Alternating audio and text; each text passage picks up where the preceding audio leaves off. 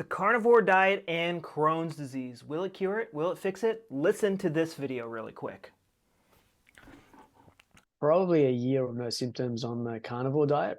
Yeah, and you had a very stress-free life at that time too. And then I returned back to my old life of full-time corporate work. And I think within a month, all my symptoms had come back. And I was running to the bathroom upwards of 6 times, sometimes 8 times a day. And that was even pretty, doing carnivore. Yeah, I was eating the same thing, which really puzzled me. It's been really cool to just be able to eat most things that I haven't eaten in a long time. He's got milk right there. I was just thinking earlier this morning that I've had more burgers in the last 2 weeks than I've had in the last probably 10 years. And then the other thing that I've really gotten back into, which never thought would happen, was milkshakes, like actual full dairy milkshake. It's a real gift to be able to walk out the house and know that I could eat anything anywhere. So there you have it. This person was on the carnivore diet for over a year, and he went back into a stressful environment, and then his symptoms came right back. Then we worked together to deal with what are some beliefs we can shift, what are some perception changes we can make to make his work environment more enjoyable, and even when he is stressed out, still be able to perform his job and not crap his pants. And eat whatever he wants. Guys, I see too many people do the many different flavors of carnivore diets for years, and they still have flare-ups. This is a student right here who was doing nothing but ribeyes and salts for a very long time, still having flares. But after just a couple of days of identifying the conflict, he was able to eat whatever he wants. Here's another person where he was on carnivore for a super long time. We identified the conflict, and then the next day he was drinking, eating burgers, eating the bun. The next morning he was fine, had a good poop. He went to Starbucks, and he had a coffee and a breakfast sandwich.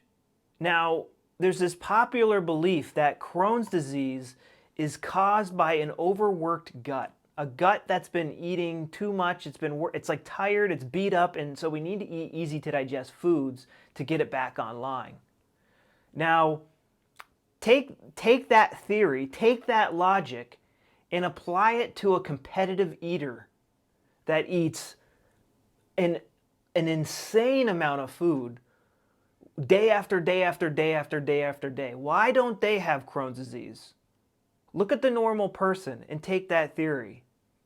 I have a brother who has been, eating I have brother, friends, parents, they've been eating normally, like a normal person, the standard American diet for years and years and years and years, and they don't have digestive issues.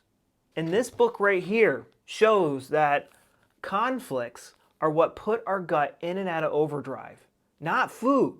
Food could be related to the conflict. Maybe somebody took, those sausage things which you can use as nunchucks, and they slapped you in the face with it in public, and it was very embarrassing. And now sausages, your brain registers sausages as crap. I don't want to get hit with that crap. And now every time you eat sausages, you get diarrhea because you're either consciously or subconsciously reminded of the conflict. So what Crohn's disease actually is there's something important to my survival that I cannot digest. I cannot absorb it. Okay, I'll help. Brain says, okay, I'll help you. I'll help you, and I'm going to put your gut into overdrive. So let's use an example. When I was younger, I was obsessed with video games. And then one summer, my brother jumped off the roof of the house to impress a girl, and he broke his arm. And we got, me and my family, me and my brothers, we got punished by having the Nintendo taken away for the whole summer. My parents and my brothers don't remember this event, but I remember it vividly. That started to put my gut into overdrive. Oh my God, I can't digest video games and absorb video games. I want to get rid of this crap. My brothers are pieces of crap, and they're causing to have my video games taken away. My gut started to develop extra gut cells to help me digest and absorb video games. Then when I found video games hidden in the back of my parents' closet, my brain went, we don't need these extra gut cells anymore. They're super high maintenance. Dr. Hammer, the founder of German New Medicine, tested these extra gut cells, and they digested food 10 times faster than normal gut cells. And then you start to get rid of them, and that's when you get blood and mucus flying out of your butthole, and you get bad gut pain, you get bad gas. But this conflict was constantly on and off, on and off. Oh my God, how'd you find the video games, Michael? And they ripped the video games away from us again. And it would just yo-yo back and forth, back and forth, back and forth for years and years and years and years. And I took it with me into adulthood when I left the house. You know, traffic got in the way of my video games. Work got in the way of my video games. Long lines at the store got in the way of my, slow internet got in the way of my video games. A slow computer got, all these things my brain started to label as crap that I wanted to eject from my being. What does diarrhea do? It ejects things out of us. It ejects waste. It ejects crap. Start to monitor what things you refer to as crap. So in this book, they were working with people that their Crohn's disease was so bad, their intestines were literally hanging out of them like this. So they would start to talk to them about things that would make them angry, and their guts would start to turn super red, and the intestinal muscles would start to expand and contract super fast, and they'd get diarrhea. But before they would get diarrhea, you know, what they would try to do, because they'd make a mess, they would try to calm them down and be like, oh, hey, tell us about your favorite movie. You know, we don't need to talk about your sister-in-law anymore.